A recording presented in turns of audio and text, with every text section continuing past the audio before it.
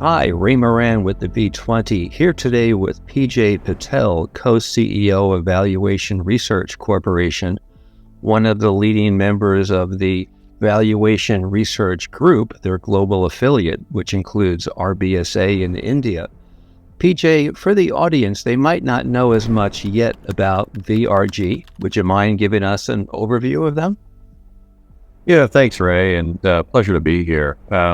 So VRG, Valuation Research Group, is the international affiliate group of Valuation Research Corp. And VRG, we've got 13 member firms, 1,500 valuation people around the world. We literally cover the world, the Americas, Europe, Asia, Australia.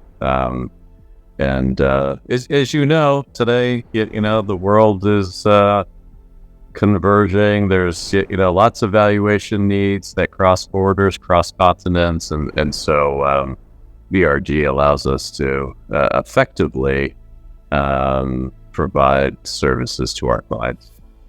And that's why we're excited to have you with us at the V20 because of your global perspective as well as knowledge of U.S. issues and working with U.S. regulators. But back to the V20, PJ, you're also attending as the ASA's representative. ASA has been a tremendous supporter of V20. Would you mind giving an overview of the ASA and in particular, their accredited member designation? Yeah, so ASA is a BPO, Valuation Professional Organization. And although it really does have a big global reach and it's a name and a BPO that's thought about throughout the world. The two designations that you talked about, AM and ASA, historically AM was sort of the junior member and ASA was the senior member. But today I think they really fill two different needs in the marketplace. AM or accredited member, I think, for us and, BRC and BRG doing a lot of financial reporting work, the AM designation really fits the needs of our people in terms of the amount of effort that you need to put in to get the designation, but also maybe not necessarily all the bells and whistles associated with the senior or the ASA designation. Look, I'd also say, Ray, for me, ASA has been a great vehicle over my career. I mean, I've been doing this for over 25 years, and early on, it provided some great education and, the courses to get the ASA dezegration. And then as I moved on in my career, the local chapters, I think you were a member of the Princeton chapter back in the day. Yes.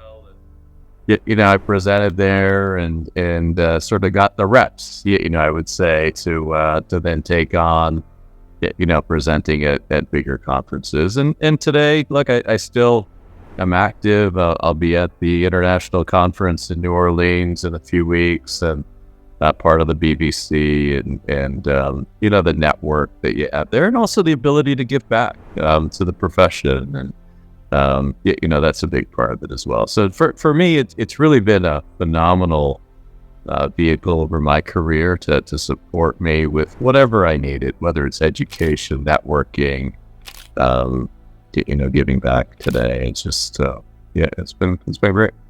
And in particular, the ASA has made great efforts to streamline that designation process to make it easier, which is of interest, of course, to members outside the U.S., particularly in India.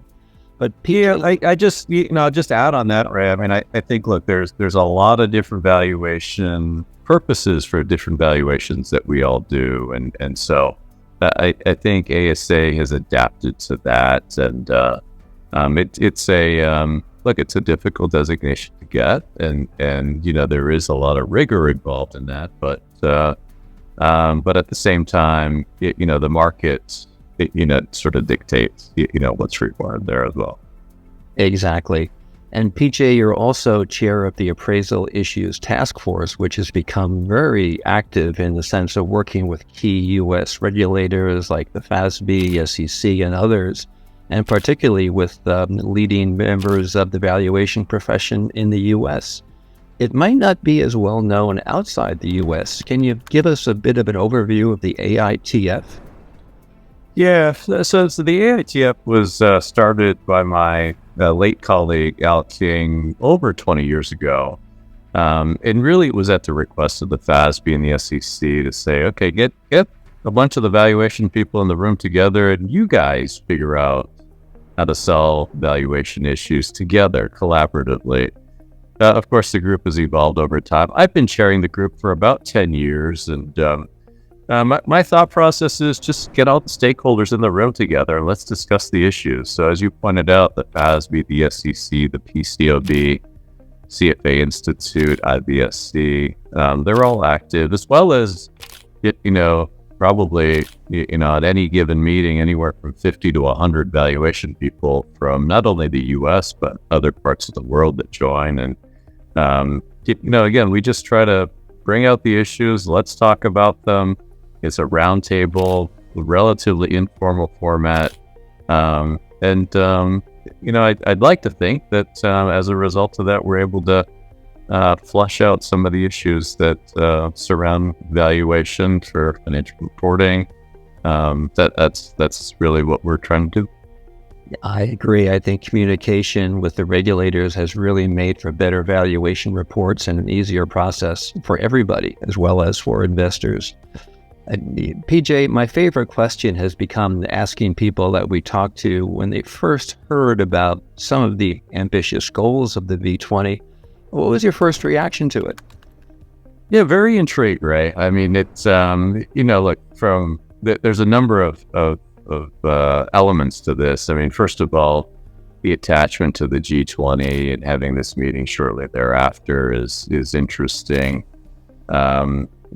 For me personally, I'm of Indian origin. My parents were born in India, and I just happened to be also planning a trip to be in India as part of VRG's annual global partner meeting. And so the stars sort of aligned that okay, this meeting is happening.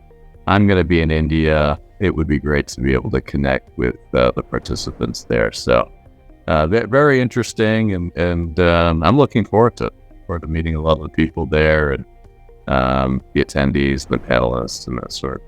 And we're also very happy that your colleagues from the VRG, including Chris Mellon and Peter Ott from Canada, as well as Rajiv Shah from RBSA, will also participate and speak. So we're quite excited about that. PJ, thank you so much for the interview. I know this will help inform people over what we're doing, and we're excited to see you there. Thank you. Thanks, Ray.